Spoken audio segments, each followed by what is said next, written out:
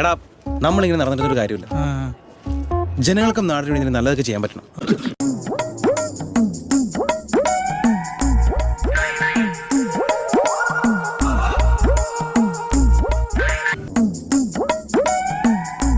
ലാഭം എനിക്ക് ആവശ്യമില്ല. അനാഥാലയത്തിനും അന്ധവിദ്യാലയത്തിനും ലക്ഷങ്ങൾ ഞാൻ സംഭാവന നൽകുന്നുണ്ട്. അനിയ, ഞാൻ പുകഴ്ത്തി പറയാന്ന് തെറ്റിദ്ധരിക്കരുത്. ഇതുവരെയുള്ള അനുഭവം വെച്ചിട്ട് പറയുക, ഈ വക കൂതറ കളി കളിക്കാൻ നിനക്കല്ലാതെ മറ്റാർക്കും സാധിക്കില്ല. ഞാൻ റെസ്റ്റോറന്റ് തുടങ്ങിയതിന് ശേഷം എന്നെ വേട്ടയാട് എന്ന് പറയുന്ന ഒരു തൊഴിലാക്കിയിട്ടുള്ള കുറച്ച് ആളുകളുണ്ട്.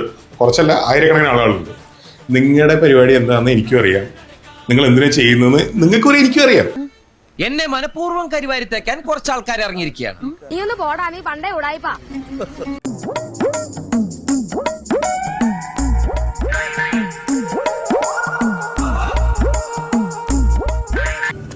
ഇത് കണ്ടോ? എന്താണ് ബുദ്ധി ഈ തല വെളി കാണിച്ച് അടക്കല്ല മണ്ടാരെ.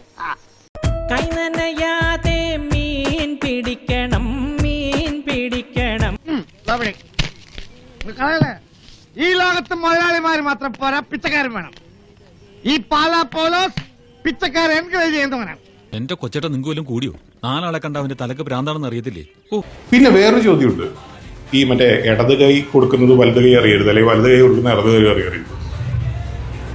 യൂത്ത് കാണട്ടെ, അതിനു വേണ്ട വീഡിയോ ചെയ്യുന്നേ. അവർ കാണട്ടെ.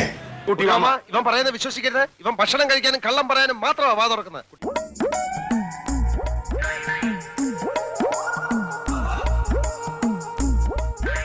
ഈ സൗജന്യം ഒരാഴ്ചത്തേക്ക് മാത്രം. അത് കഴിഞ്ഞാൽ ഒരു നെറുക്കെടുപ്പുണ്ട്. 1ാം സമ്മാനം ഫ്രിഡ്ജ്, 2ാം സമ്മാനം പ്രഷർ കുക്കർ, 3ാം സമ്മാനം റൈസ് കുക്കർ. നിന്റെ ഈ പരട്ട തലയിൽ ഇത്രയും കുരുട്ട് ബുദ്ധിയുണ്ടെന്ന് ഞാൻ വിചാരിച്ചില്ല. ഞാൻ ഈ പരിപാടിയൊക്കെ നിർത്തും. എന്ത് വ്യാമോഹത്തിലാണ് നിങ്ങൾ ഈ വീഡിയോസും ഈ മറ്റേ നെഗറ്റീവ് റിവ്യൂസും ഒക്കെ ഇടുന്നതെങ്കിൽ വർക്കൗട്ട് ആവില്ല സുഹൃത്തെ. നിർത്താൻ ഉദ്ദേശിക്കുന്നില്ല. എന്തരാണെന്ന് അറിഞ്ഞൂടാ. മുഖത്ത് നിറച്ച് വിനയം വാരിത്തേച്ച് വച്ചാലും ഇടയ്ക്കിടയ്ക്ക് ഉള്ളിക്കിടക്കണ ഫ്രാഡുകൾ പുറത്തോട്ട് തള്ളി തള്ളിക്കാറ് വരും. ഇനി ഞാനിവിടെ നിന്ന് ഡയലോഗ് പറഞ്ഞ കരഞ്ഞു പോകും. ഉസ്മാനെ രക്ഷപ്പെട്ടോ.